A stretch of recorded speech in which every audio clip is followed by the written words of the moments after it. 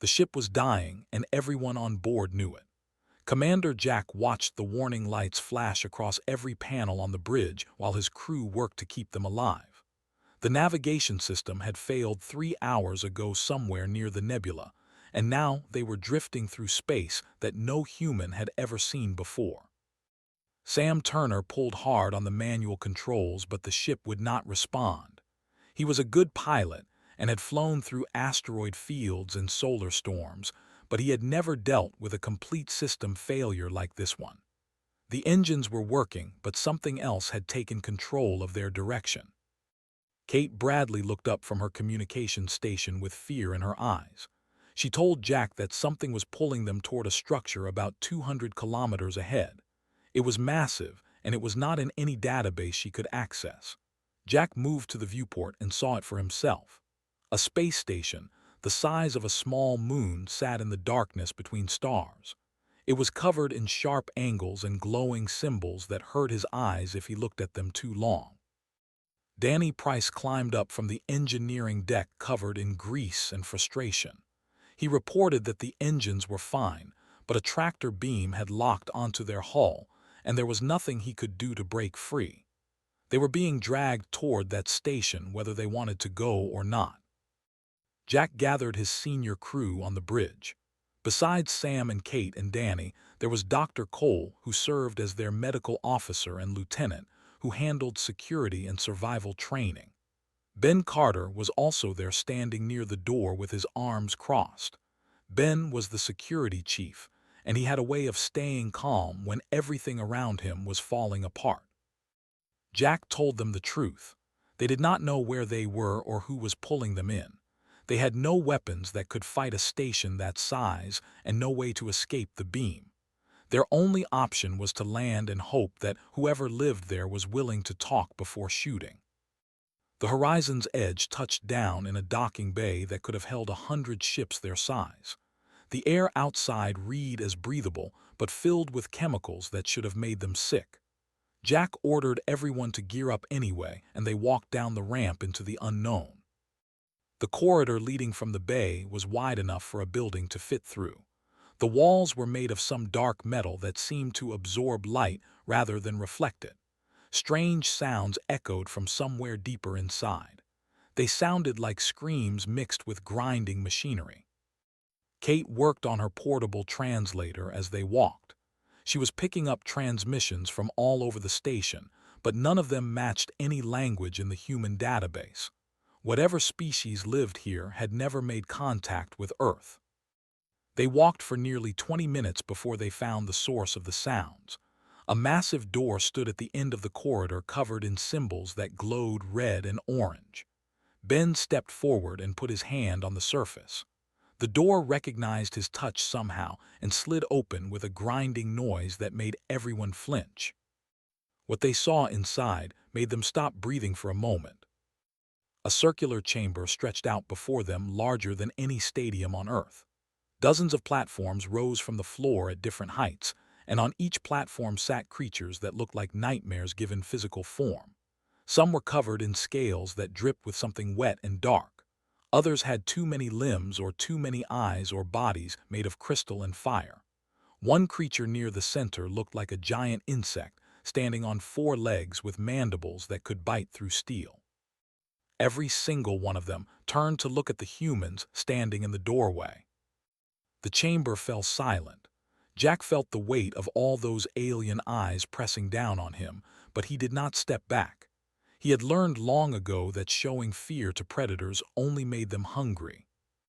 A creature covered in thick reptilian scales rose from its platform and pointed one clawed finger at the humans.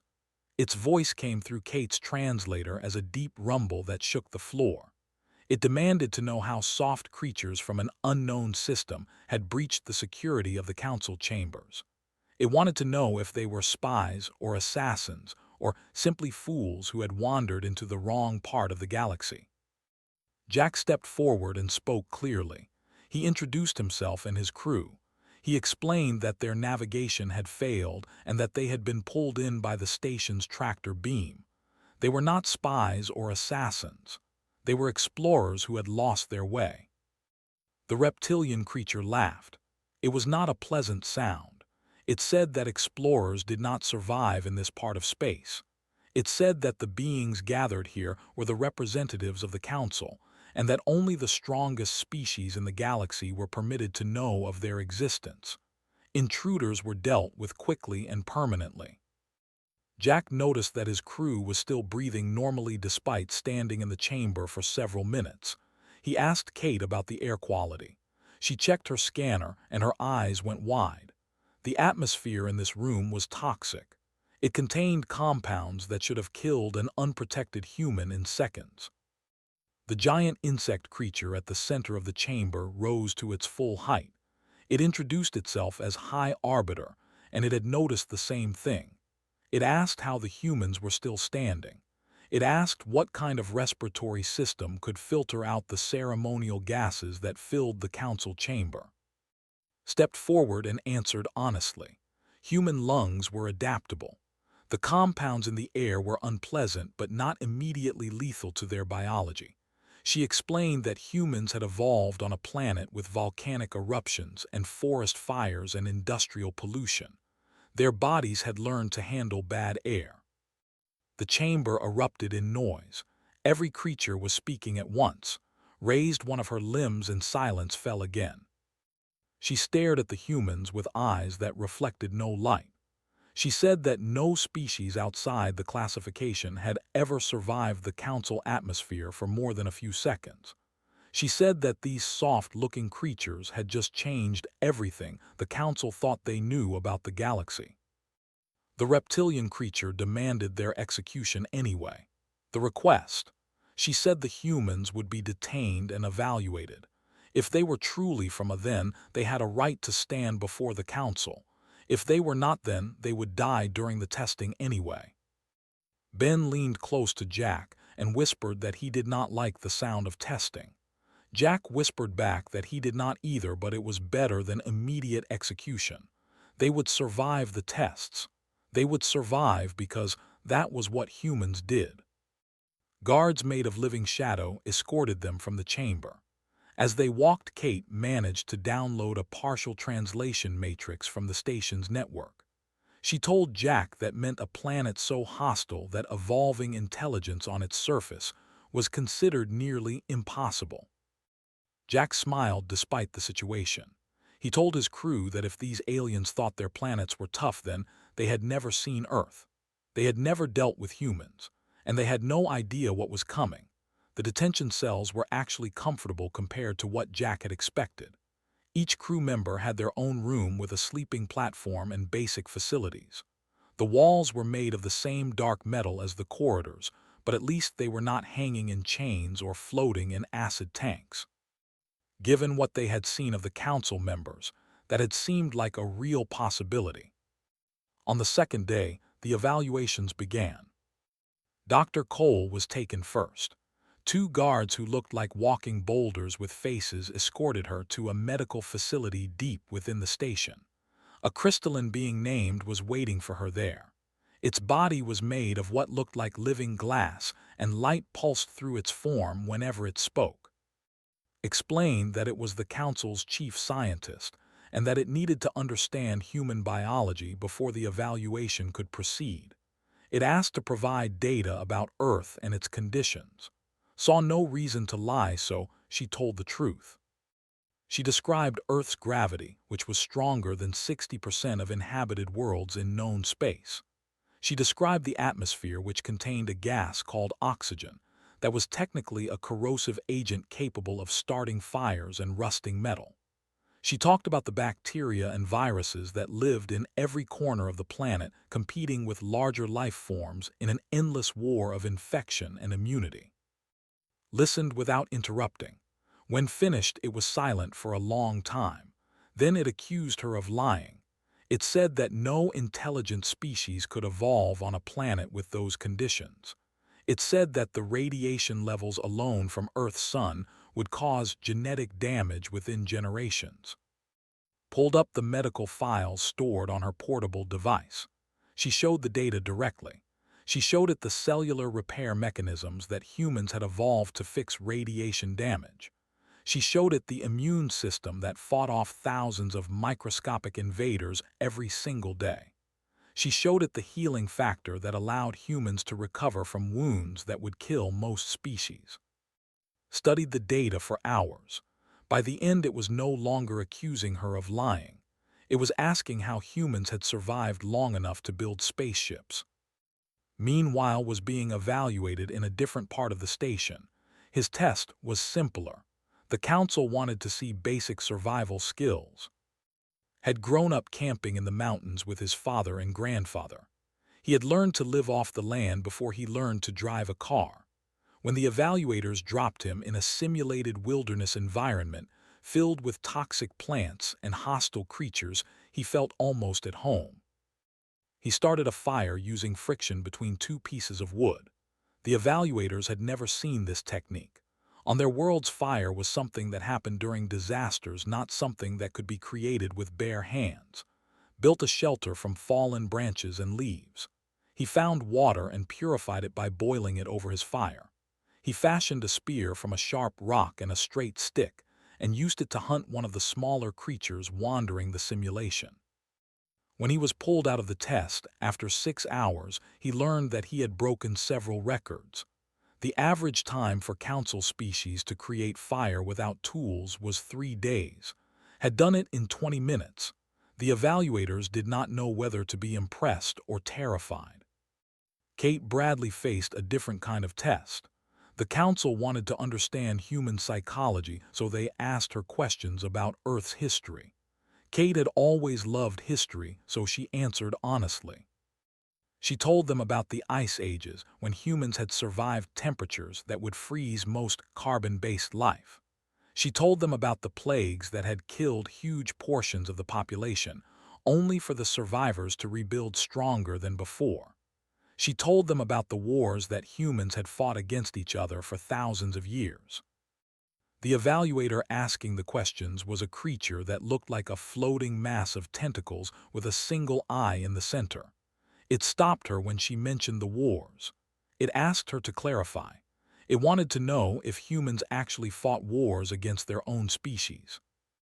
Kate confirmed this. She explained that humans had been fighting each other since before recorded history. They fought over land and resources and ideas, and sometimes just because they were angry. They had developed weapons that could destroy entire cities, and they had used those weapons more than once. The tentacle creature made a sound that the translator interpreted as disbelief.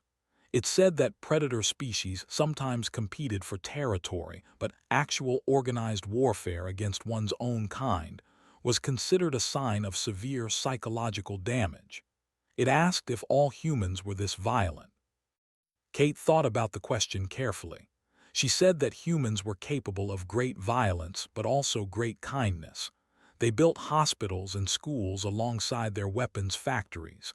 They created art and music while their armies marched. Humans contained contradictions that even they did not fully understand. The evaluator recorded her answers and dismissed her without further comment. Ben Carter's evaluation was physical. They wanted to test human endurance and pain tolerance. The test involved running on a machine that increased its speed every few minutes. Most council species collapsed after an hour. Ben ran for 4 hours before the evaluators stopped the test out of concern for the equipment. His heart rate had increased, but he was not showing signs of giving up. They tried other tests: temperature extremes, mild electric shocks, sleep deprivation. Ben handled all of them with a calm that disturbed the evaluators more than any display of rage could have. When they asked him how he endured so much, he simply shrugged. He told them that he had grown up in a rough neighborhood where showing weakness got you killed. He had served in military conflicts where soldiers went days without sleep or food. He said that compared to some of the things he had survived in his life, their tests felt almost relaxing. The evaluators did not know what to make of this. On the 5th day, the crew was brought back together, and several other scientists presented their findings to the full council. The chamber was packed with creatures who wanted to hear the results. Spoke first. It said that the data was conclusive. Earth met every criterion for classification and exceeded most of them by significant margins. The planet's gravity was crushing. Its atmosphere was corrosive. Its ecosystem was a constant war between predators and prey and parasites and disease. The fact that intelligent life had evolved there at all was statistically improbable. But humans had not just evolved. They had thrived. They had spread across their entire planet and then reached into space. They had developed technology and culture, and the ability to work together in groups larger than any council species could manage. High Arbiter listened to the report without expression. When it was finished, she turned to look at Jack and his crew standing in the center of the chamber. She said that the evaluation was complete. Earth was classified as a Category 9, which was the highest rating the Council used. Humans had proven themselves worthy of further consideration. But consideration was not membership. For that, the humans would need to pass one more test, the trial of dominance. The reptilian creature called rose from his platform with a smile full of teeth. He announced that he would invoke the ancient right of challenge. He would face a human champion in single combat. If the human won, they would earn a seat on the council. If the human lost, they would die and their ship would be destroyed as a warning to others. Jack looked at his crew. Ben was already stepping forward before anyone could stop him. He told Jack that he had been waiting for this part. He said that talking and testing was fine, but this was something he understood. Combat was simple. You either won or you did not. The combat arena was located in the lowest level of the station. It was a circular pit carved from solid rock with seating rising up on all sides like an ancient coliseum. Thousands of creatures had gathered to watch. Word had spread through the station that a new species was challenging for membership, and everyone wanted to see what these soft-looking beings could do. Ben Carter stood at one end of the arena wearing nothing but his standard uniform pants. The rules of the trial were clear.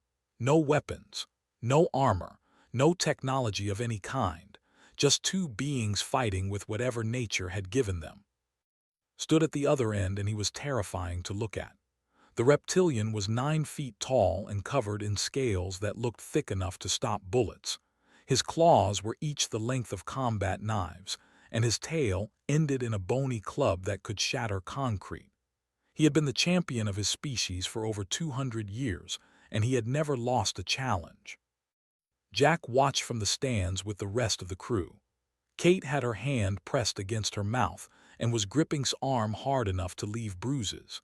Danny kept muttering calculations about mass and force, and none of them were encouraging. High Arbiter rose to announce the rules. The fight would continue until one combatant yielded or was unable to continue. Killing was permitted but not required. The winner would have their claim recognized by the full council. Laughed when she finished. He shouted across the arena that the human should yield now and save himself the pain. He said that he had crushed beings twice the human size without breaking a sweat. He said that this fight would last less than a minute. Ben did not respond. He just rolled his shoulders and settled into a fighting stance that his grandfather had taught him decades ago. His grandfather had been a boxer in the old days before the sport went professional and soft. He had taught Ben that the most dangerous fighters were not the biggest or the strongest. They were the ones who refused to quit. Dropped her arm and the fight began. Charged across the arena with speed that seemed impossible for something his size. His claws were extended and aimed at Ben's chest. One hit would tear the human apart. Ben did not try to block or meet the charge head-on. He stepped to the side at the last possible second and lets momentum carry him past. As the reptilian went by, Ben landed a solid punch to his kidney area. The scales absorbed most of the impact, but Ben felt something give underneath. Spun around with his tail swinging like a weapon. Ben dropped flat, and the bony club passed over his head close enough to ruffle his hair. He rolled away and came back to his feet just as launched another attack. The next 3 minutes were brutal. had power and natural weapons, but he fought like a predator. He attacked in straight lines, expecting his prey to freeze or flee. Ben did neither. He moved constantly, circling around the arena, making turn and chase him. Every time attacked, Ben would dodge and counter. A punch to the throat, a kick to the knee, an elbow to the eye. None of the hits did serious damage through those scales, but they added up. Small injuries accumulated into larger problems. The crowd began to murmur. They had expected this to be over quickly. Instead, the human was still standing and was breathing harder than anyone had ever seen. Caught Ben with a backhand that sent him flying across the arena. Ben hit the stone wall hard enough to crack it and slid to the ground. Blood ran from his nose and his left arm hung at a bad angle. Something was broken. Kate screamed his name. Jack started to stand but pulled him back down. This was Ben's fight. Interfering would only make things worse. Walked slowly toward the fallen human. He was limping slightly from the kicks Ben had landed on his legs, but victory was clearly in his grasp. He told Ben that he had fought well for a soft creature. He said that Ben should feel honored to die by the claws of a true warrior. Ben laughed. Blood sprayed from his lips, but he laughed anyway. He pushed himself up from the ground using his good arm. He got one knee under him, then the other. Then he stood. The crowd fell silent, stared at the human in disbelief. He asked how Ben was still standing. He said that blow should have shattered every bone in the human's body. Ben spat blood onto the arena floor. He said that he had been hit harder than that in bar fights back home. He said that was strong, but he telegraphed every attack like a beginner. He said that this fight was far from over. Something changed in his eyes then. The confidence faded, and something that looked almost like fear took its place. He had fought hundreds of opponents in this arena. Some had been faster than him. Some had been stronger, but none of them had ever gotten back up after taking a hit like that. The reptilian charged again, but there was desperation in his movements now. Ben waited until the last second, then ducked under the swinging claws and drove his shoulder into his midsection. The impact would have broken a normal human's collarbone, but Ben had learned to tackle from playing football as a teenager. Stumbled backward off balance for the first time in the fight. Ben followed up with a combination of punches aimed at the soft tissue around the reptilian's eyes. One punch got through and roared in pain as blood began to flow down his face. The next 2 minutes were the longest of everyone's life. Ben took more hits. His ribs cracked. His face swelled until one eye was completely closed, but he kept fighting. Every time knocked him down, he got back up. Every time the reptilian thought the fight was over, Ben proved him wrong. Finally made a mistake born from exhaustion and frustration. He overextended on a claw strike and left his neck exposed. Ben did not hesitate. He stepped inside the attack, wrapped his good arm around the reptilian's throat, and locked in a chokehold that his grandfather had called the sleeper. Thrashed and clawed at Ben's arm, leaving deep gouges that bled freely. But Ben held on. He squeezed and cutting off blood flow to the brain. The reptilian's movements became weaker. His claws stopped digging. His massive body began to sag. After 30 seconds, collapsed to his knees. After 60 seconds, he tapped the ground 3 times. He yielded. Ben released the hold and stepped back. He could barely stand. His body was a map of injuries that would take months to heal, but he was alive and he had won. The arena exploded with noise. Some creatures were cheering while others made sounds of disbelief or outrage. High Arbiter silenced them all with a gesture. She looked down at the 2 combatants, was being helped away by his attendants while Ben stood alone, covered in blood, both his own and his opponent's. She announced that the trial was complete. The human had won through endurance and adaptability rather than brute strength. She declared that humanity had earned their seat on the council. Jack climbed down into the arena and caught Ben just as his legs finally gave out. Was right behind him, already running scans and calling for medical supplies. Ben looked up at his commander and managed a weak smile. He said that he told them he could handle it. Then he passed out. Ben spent 2 weeks recovering in the station's medical bay. The council's doctors were amazed at how quickly his body healed itself. Bones that should have taken months to mend were knitting back together in days. Wounds that would have permanently disabled most species were already fatting into scars.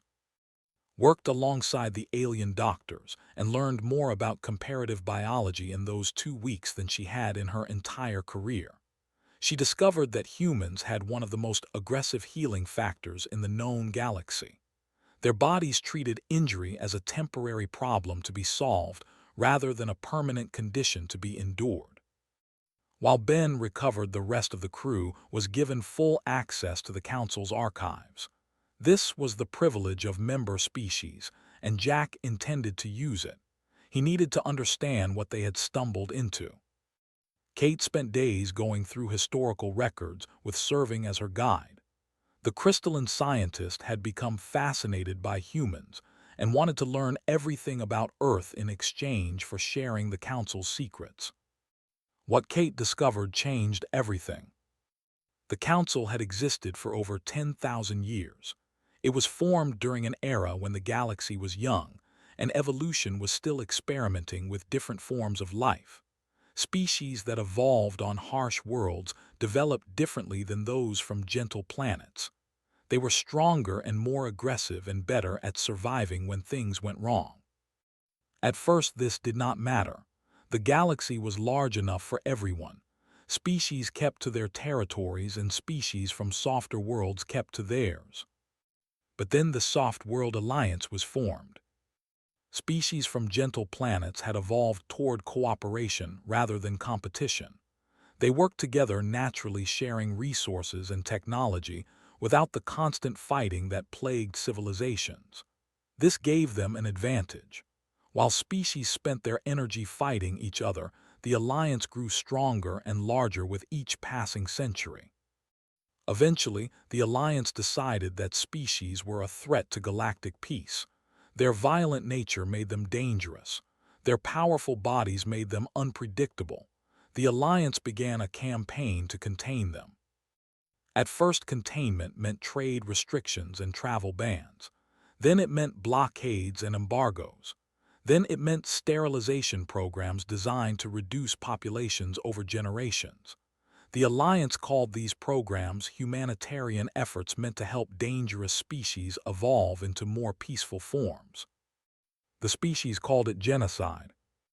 The Council was formed as a response. Representatives from the harshest worlds in the galaxy came together for the first time in history. They agreed to share information and coordinate defense against the Alliance's expansion. It was the only way to survive. But they were losing. Jack called a meeting with his crew after Kate shared what she had learned. They gathered in the quarters they had been given and tried to make sense of their situation. Lieutenant Laura had spent her time studying the Council's military records. She was a tactical analyst by training, and she had noticed something that disturbed her. The Council's member species were powerful individually, but they were terrible at working together. Each species fought its own wars using its own methods. There was no coordination, no shared command structure, no combined operations of any kind. Laura pulled up a holographic display showing recent engagements between Council forces and Alliance fleets. The results were consistently bad. Council warriors would charge into battle seeking individual glory, while Alliance ships worked together in precise formations. Superior numbers and coordination beat raw power almost every time. Jack asked why the Council had not addressed this obvious weakness. Kate answered based on what had told her. Species were predators by nature. They did not cooperate well because their instincts told them that other beings were either prey or competitors. Working together in large groups went against millions of years of evolution. They had tried to coordinate in the past, but it always fell apart when the fighting started. Made a comment that changed the direction of their conversation. He said that humans were predators too, but they had learned to cooperate. He pointed out that human civilization was built on cooperation. Cities and nations and armies all required people to work together toward common goals. It was not natural for humans either, but they had figured it out anyway. The room went quiet as everyone processed what that meant. Laura spoke next. She said that human military history was essentially a long lesson in how to make large groups of violent individuals work together effectively. Formations and ranks and chains of command were all tools designed to channel individual aggression into collective action. Humans had been refining these tools for thousands of years. Jack asked if she thought she could teach those tools to the council. Laura said she did not know, but she was willing to try. The next day, Jack requested a meeting with High Arbiter. He brought Laura with him, and they presented a simple proposal. Humanity would share its knowledge of organized warfare with the Council in exchange for full partnership status and access to Alliance territory. Listened without expression. When Jack finished, she asked what made him think human methods would work for species so different from his own. Laura answered. She explained that the principles of warfare were universal: communication, coordination, supply lines, command structures. These things did not depend on biology. They depended on discipline and training. Any species could learn them if they were willing to put aside their pride. Made a sound that the translator struggled with. It came through as something between a laugh and a growl. She said that council species had been putting aside their pride for 10,000 years, and it had never worked. Laura said that was because they had been trying to eliminate their aggressive nature instead of using it. Human armies did not suppress the violent instincts of their soldiers. They directed those instincts toward specific targets at specific times. The aggression was still there, but it was controlled, channeled, made useful. Was silent for a long time. Finally, she asked Laura to give her an example of what she meant. Laura described a basic infantry formation from human history. She explained how individual soldiers with spears could become an unstoppable force simply by standing close together and moving in unison.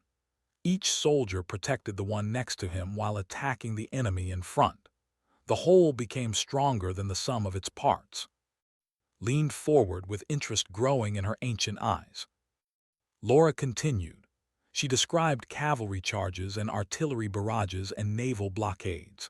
She explained combined arms warfare where different types of units worked together to cover each other's weaknesses. She talked about supply chains and field hospitals and reserve forces. Every concept was simple on its own, but together they formed a system that could conquer worlds. When she finished, stood. She towered over the two humans, but for the first time she did not seem threatening. She seemed hopeful. She said that she needed to bring this information to the full council. She said that if humans could teach these methods, then the war against the Alliance might finally be winnable. She said that humanity might be the most important discovery the Council had made in 1,000 years. Jack watched her leave and felt the weight of what they had just started. They had come to this station by accident looking only to survive. Now they were about to change the course of a galactic war. He hoped they were ready for what came next. 6 months had passed since the Horizon's Edge had stumbled into the Council station. In that time, everything had changed. Laura had become the most requested instructor on the station. Species that had fought each other for generations now sat together in her training sessions, learning how to work as units instead of individuals. It was not easy. Thousands of years of instinct could not be erased in weeks, but progress was being made. The first breakthrough came when a combined force of 3 different species successfully defended a mining outpost against an Alliance patrol. It was a small victory, but it was also the first time Council forces had ever coordinated effectively in actual combat. News of the success spread through the station like fire. Kate Bradley had developed a common communication protocol that allowed different species to share tactical information in real time. Her system used simple symbols and tones that could be understood regardless of language or biology. It was not elegant, but it worked. Danny Price had been working with council engineers to standardize ship designs. The current fleet was a mess of different technologies that could barely communicate with each other, let alone fight together. Danny proposed a modular system where ships from different species could share power and weapons and shields. The engineers resisted at first, but results from simulations eventually convinced them. Cole established the first medical corps. She trained doctors from a dozen different species to treat injuries across biological boundaries. When a warrior fell in battle, it no longer mattered what species had caused the wound or what species needed to heal it. Someone would know how to help. Ben Carter had recovered fully and now served as the head of a new training program for close combat specialists. His victory over had earned him respect that transcended species boundaries. Warriors who would never have listened to a soft creature before now hung on his every word. Jack spent his time in meetings. Endless meetings with council representatives discussing strategy and resources and politics. He learned that the council was far more fractured than it appeared. Old grudges ran deep, and some species had been feuding for longer than humans had existed as a civilization. But slowly things began to change. The human approach was working, not because it was brilliant but because it was practical. Humans did not care about ancient feuds or territorial disputes. They cared about winning, and winning required cooperation. On the day that marked 6 months since their arrival, the crew of the Horizon's Edge was summoned to the main council chamber. Jack walked through those massive doors, remembering the first time he had seen this room. Back then, they had been intruders waiting to be executed. Now they were something else entirely. The chamber was packed with representatives from every member species. Was there sitting with his delegation. He nodded at Ben as the humans passed, and there was respect in the gesture. Their fight had created an unlikely bond between them. High Arbiter rose to address the assembly. She spoke about the changes of the past 6 months. She described the victories and the progress and the hope that had returned to species who had been losing for generations. She gave credit to the human crew who had made it all possible. Then she announced her retirement. The chamber erupted in surprised sounds from dozens of different species. Had led the council for 300 cycles. Her wisdom and strength had held the Alliance together through its darkest times. The idea of the council without her seemed impossible. Waited for quiet before continuing. She explained that she had led during an era of survival, hiding and defending and simply trying to hold on. That era was ending. A new age was beginning and it required new leadership. She said that a vote had been conducted among the senior representatives. The results were unanimous for the first time in the council's history. She looked directly at Jack. Jack felt his stomach drop. He understood what was about to happen and he wanted to stop it. He stepped forward and tried to speak, but raised a limb to silence him. She said that the council did not need another warrior. They had plenty of those. They did not need a scientist or a diplomat either. What they needed was a species that understood how to unite. A species that could take individuals from different worlds with different bodies and different instincts and turn them into something greater. She said that Earth would lead the council into whatever future awaited them.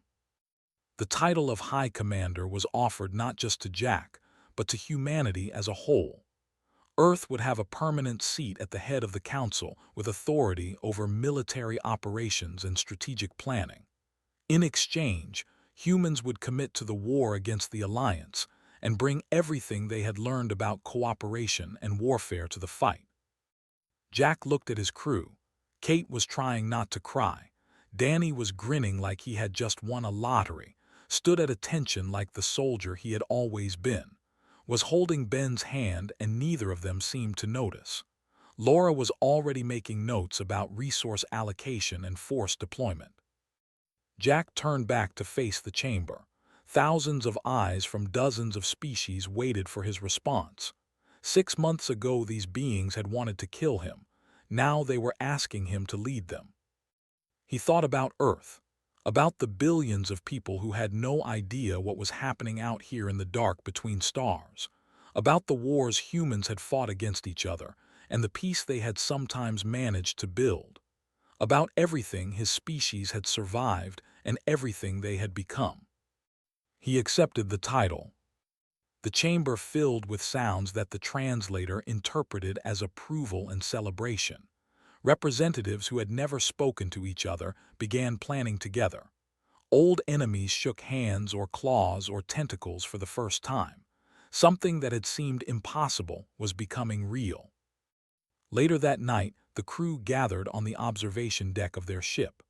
The station spread out below them, glowing with lights from 100 different civilizations. Beyond it, the stars stretched forever in every direction. Kate said that she still could not believe what had happened. She said that they had come out here looking for new trade routes, and instead they had started a revolution. Ben laughed and said that it was typical. Humans could not go anywhere without changing things. Laura said that the real work was just beginning. The alliance was vast and powerful, and they would not give up their dominance without a fight. The war ahead would be long and difficult. Jack nodded. He said that Laura was right, but he also said that he had faith, not in himself or even in humanity alone. He had faith in what they could build together with their new allies, different species, different worlds, different ways of thinking, all of it combined into something the galaxy had never seen before. He said that they had crashed the council by accident. They were leaving as its leaders on purpose, and whatever came next, they would face it together. The stars did not answer, but they seemed to shine a little brighter. Raised a cup of something that had assured him was safe for human consumption. He proposed a toast to humanity, to the council, to the future they were about to build. Everyone drank. And somewhere in the vastness of space, the Soft World Alliance received reports about a new species that had taken command of their oldest enemy. They did not yet understand what it meant, but they would. The galaxy would never be the same.